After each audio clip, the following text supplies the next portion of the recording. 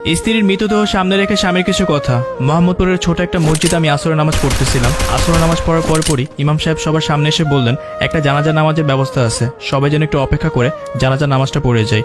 ওই সময় আমি ভাবলাম, আমার বাইকটা যেখানে পার্ক করে আসছি সেখানে কিছু বগাটে ছেলে ছিল। বাইকে যে দুইটা সাইড মিরর ছিল, সেই দুইটা সাইড মিরর যদি নিয়ে যায় তাহলে অনেক টাকা লস হয়ে যাবে। ওরকম সময় মাথায় এটাও আসলো, হাদিসে জানাজা নামাজ পড়ার জন্য উৎসাহিত করা আছে। ওই সময়টা এটা ভাবলাম, যা হওয়ার হবে, আল্লাহ ভরসা। তখন এটা ভাবলাম নামাজটা পড়েই যাই। আর ওরকম সময় ইমাম সাহেব সবার উদ্দেশ্যে বললেন, এখানে একজন ভদ্রমহিলা মারা গেছে, ভদ্রমহিলার স্বামী আপনার উদ্দেশ্যে কিছু কথা বলবে। হঠাৎ করে দেখি পিছন থেকে একটা লোক আসতেন। ওনার বয়স প্রায় 70 বছর প্লাস হবে, লুঙ্গি আর পাঞ্জাবি পরা। তখন উনি সবার সামনে এসে শুরু করলেন, সবাইকে আসসালামু আলাইকুম। আমাকে হয়তো অনেকেই চিনবেন না, এই এলাকায় আমি নতুন আসছি। আজকে সকালে ফজর নামাজ পড়েই আমার স্ত্রী আল্লাহর কাছে চলে যান। সবাই আমার স্ত্রীর জন্য দোয়া করবেন। আমরা প্রায় 45টা বছর সংসার করছি। আমি ছোট্ট একটা সরকারি চাকরি করতাম, সেখান থেকে আমার সংসার জীবন শুরু। আমার জীবনে কখনো আমি অসৎ কাজ করিনি, সবসময় সৎভাবে চলার চেষ্টা করছি। আমার সাথে যারা কাজ করতেন তাদের আর্থিক অবস্থা অনেক ভালো ছিলেন, আমি কেবলমাত্র গরিব ছিলাম। আমার স্ত্রী কখনোই আমার বিরুদ্ধে কখনো অভিযোগ করে নাই। আমার যতটুকু সামর্থ্য ছিল আমি ততটুকু আমার স্ত্রীকে দিতে পারছি। কখনোই আমার স্ত্রী আমার সামর্থ্যের বাইরে কোনো কিছুই চাইতেন না, কখনো আমার উপর অসন্তুষ্ট ছিল না। আমি জানি না তাকে কতটা সন্তুষ্ট করতে পারছি, কিন্তু সবসময় তাকে সন্তুষ্ট রাখার চেষ্টা করছি। আমার গ্রামে বাবা মা ছিল, প্রতি মাসে বাবা মাকে টাকা পাঠাতে হইতো। আমার 3টা মেয়ে 2টা ছেলে ছিল, তাদেরকে পড়াশোনা করাতে হইতো। মাস শেষে অনেক টাকাই লাগতো। আমি মাসে যে স্যালারিটা পেতাম সেই স্যালারিটা মাস শেষ হওয়ার আগে ফুরিয়ে যেত। কিন্তু বিশ্বাস করেন, আমার স্ত্রী কীভাবে কি ম্যানেজ করতেন সেটা একমাত্র উনিই জানতেন। আমার স্ত্রী কখনোই আমার ছেলে মেয়ের হক নষ্ট করেনি, আমার হক নষ্ট করেনি, আমার বাবা মার হক নষ্ট করেনি, আত্মীয় স্বজন এলাকা প্রতিবেশী কারো হক নষ্ট করেনি। সবসময় পর্দার ভিতরে ছিলেন।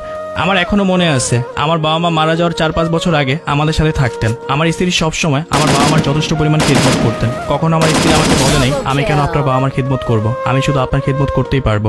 আমার স্ত্রী সবসময় আমার বাবা মাকে অনেক বেশি ভালোবাসতেন। আমি আমার স্ত্রীর জন্য সেরকম কিছুই করতে পারি নাই। আমার যে পেনশনের টাকাটা ছিল, কেবলমাত্র সেই পেনশনের টাকা দিয়ে তাকে হজ করাতে পারছি। এছাড়া আমি কখনোই আমার স্ত্রীর জন্য সেরকম কিছুই করতে পারিনি। একজন জান্নাতি মহিলার ভিতর যা যা বৈশিষ্ট্য থাকা দরকার, আমার স্ত্রীর ভিতরে সব কিছুই ছিল।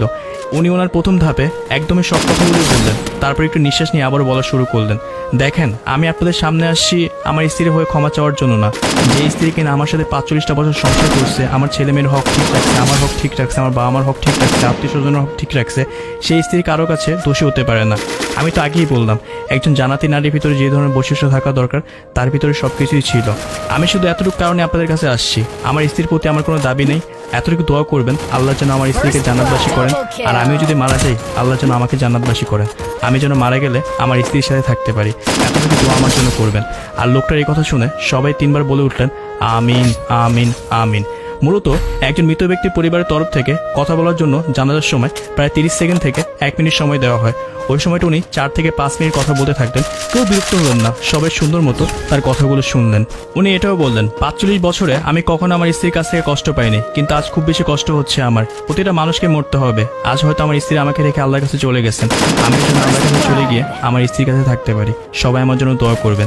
আর এটা বলে সে তার কথা শেষ করে দিল, আর সবাই তার কথাগুলো শুনে অনেকে মুগ্ধ হয়ে গেল। যাই হোক, আল্লাহ তাআলা বলছেন, একজন মুমিন আর মুমিনার ভিতরে সবচেয়ে বড় রিজিক হচ্ছে আল্লাহর তরফ থেকে একজন নেককার স্বামী স্ত্রী। বর্তমান যুগে আমাদের স্বামী স্ত্রীর ভিতরে কিছু হলেই আমরা ডিভোর্স করি। তাদের কাছ থেকে শিক্ষা নেওয়া উচিত, যারা 45টা বছর একসাথে থাকছে, স্ত্রী মারা যাওয়ার পর